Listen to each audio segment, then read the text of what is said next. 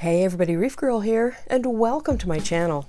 This video is part 2 of my 2-year anniversary video for Amathia's Garden, my Red Sea Reefer XL425. And as promised, I'm going to run through everything that I do to run this tank. The water setup, lighting, flow, the sump, dosing, pumps and backups, heaters, the skimmer, the whole shebang. So stay tuned.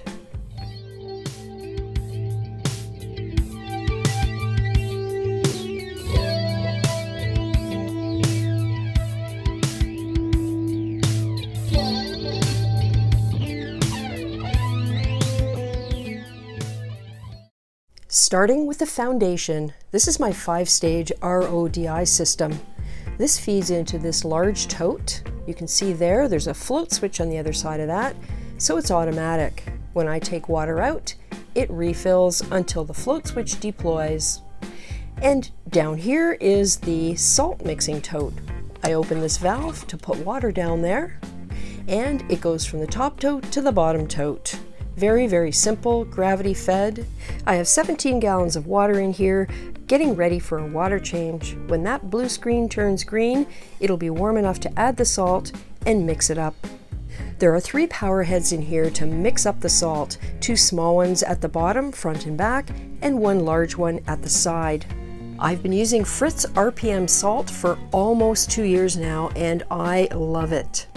You'll have noticed that all of this is in my basement, in fact in my laundry room. There are 2 pumps in this setup. They're Jebao DCS 7000, one in each tote. The one in the RODI system goes through all of these pipes and all the way upstairs and leads to the ATO reservoir in the cabinet I have beside my tank.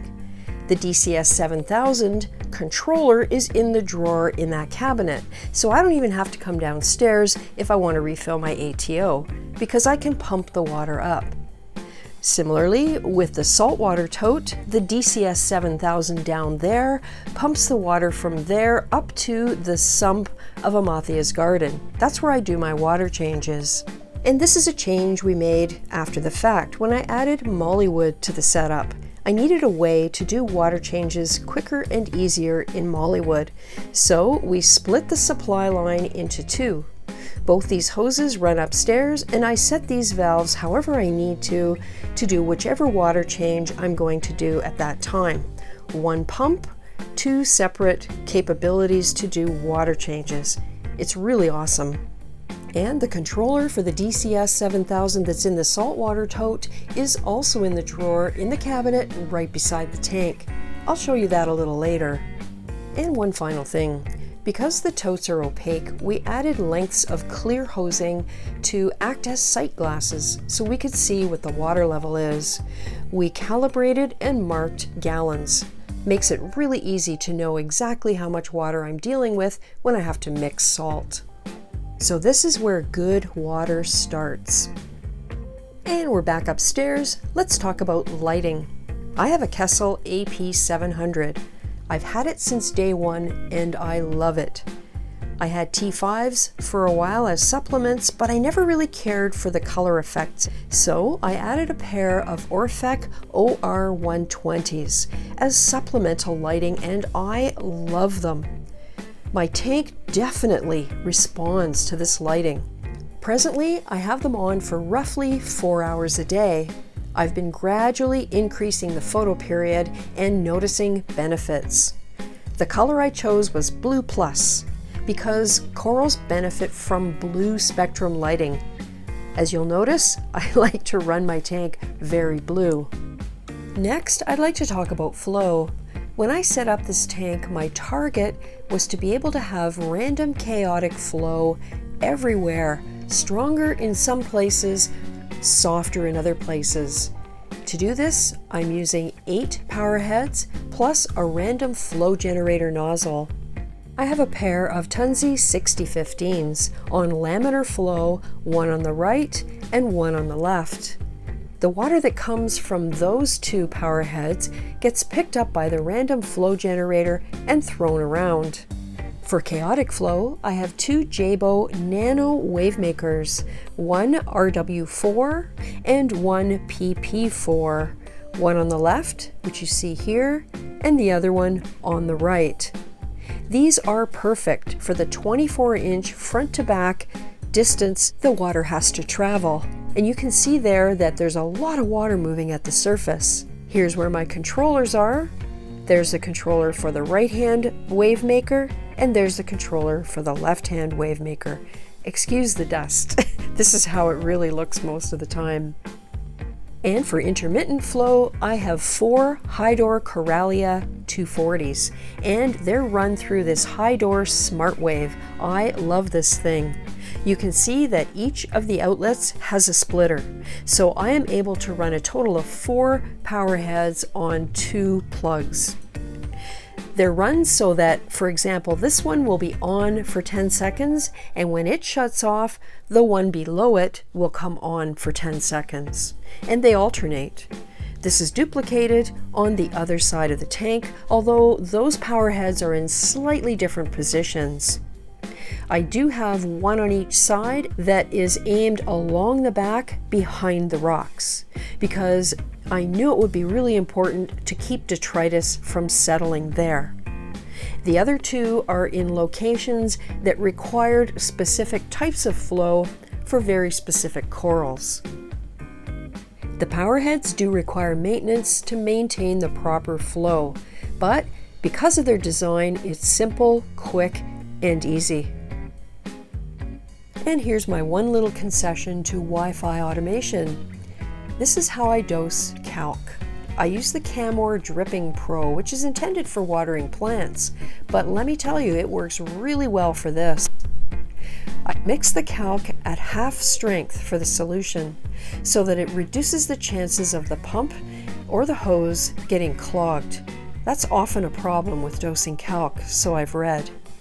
The hose is situated here directly in front of the overflow to minimize chances that any of the solution will come into direct contact with any coral. So far it's been running for several months. It uses an app on my iPhone, and I have to say I'm very impressed with it. Besides Calc, I also dose calcium, magnesium, and alkalinity using the balling light method from Fauna Marin. And here is my dosing snake pit. Oh yes, it needs some cleanup. I also add Nopox at a very low level to maintain control over nitrates. I have 2 heaters in my sump. This one is a Fluval E300. I love it because of the temperature display. I can always just glance down, and as long as that screen is green, I know we're good to go. It's actually not my main heater though, it's a backup. My main heater is a Finex Titanium 300 watt with a controller. That's the one that runs my system most of the time. I have it at the back of the sump, horizontally behind the skimmer, and the controller is right here, very handy. As I mentioned, my Fluval E300 is my backup heater, and back there in the dark is the battery backup. That's where the Fluval is plugged in. So if the power should go out, the heater stays on. I also have my return pump plugged into that battery backup. It's a Jebao DCS 7000, just like the 2 in the basement. We very specifically chose 3 identical pumps so that if anything should happen to this return pump, if it should fail, I have a choice of 2 others that rarely get used that I can pull out and replace this one with. I learned from a couple of tank crashes that I have 2 choices when it comes to keeping my sump clean. I can either ignore it, let detritus build up and never touch it again, ever, never, ever, ever, ever disturb it, or I can keep it clean on an ongoing basis.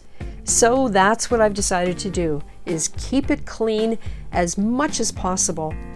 This little Tunzi 6020 blows water along the bottom of the sump and keeps detritus from settling. Most of what it kicks up gets drawn back and into the skimmer. So you can see there's very little detritus that builds up here. I have that white pad wrapped around it, and every once in a while I have to change that out because it gets really full of detritus. Here I have 2 baskets of Miracle Mud. On top of them is a mesh bag with Sea-Chem matrix in it, and my giant ball of Chaetomorpha grows like crazy. I have to take half of it out about every 2 weeks. And growing that Chaetomorpha is this par 38 bulb that I got on eBay. I was also lucky enough on Amazon to find this clamp light fixture. This thing has no shade, so there's no issue with the bulb fitting inside the fixture. And because there's no shade, there's also not an issue with heat. This thing grows the Chaeto like crazy. At the back here I have a rack full of Sea-Chem matrix. It's up off the bottom, so there's no chance for detritus to collect. Those bubbles are from an air stone that I have going 24/7. It has 2 functions. The first is to keep detritus stirred up, and the second is to help increase pH. And here's my Deltec 600i protein skimmer. I call him Chad. I love Chad. He's a very hard worker. Honestly, this thing is awesome. I mentioned that I do water changes out of my sump, and this little cobalt inline pump is how that's accomplished. The intake is a long piece of hose that we've attached to an elbow, and it's quite convenient to just hang it right here. When the time comes to do a water change, this hose is coiled up, ready to go. It gets attached to the outflow of this pump. The other end of the hose goes out the back of the sump, down along the wall, and into the drain that goes down into my laundry tub. Here's my controller drawer. Yep, it's a snake pit at the moment. There's where the cobalt is plugged in. That's a switched outlet.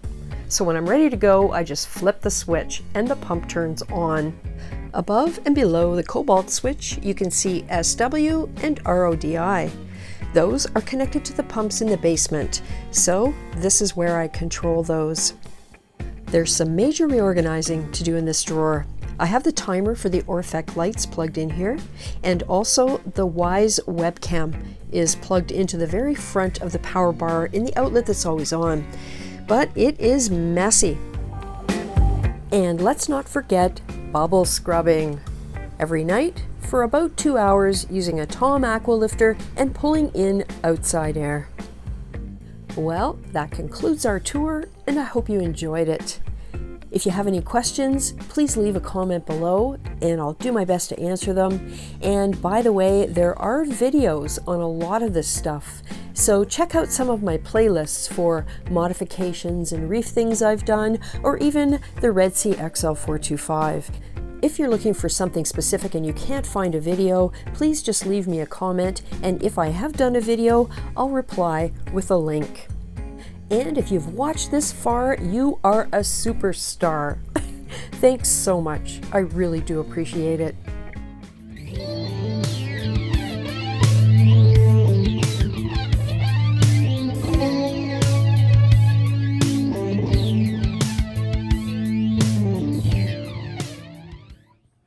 I have a 5-stage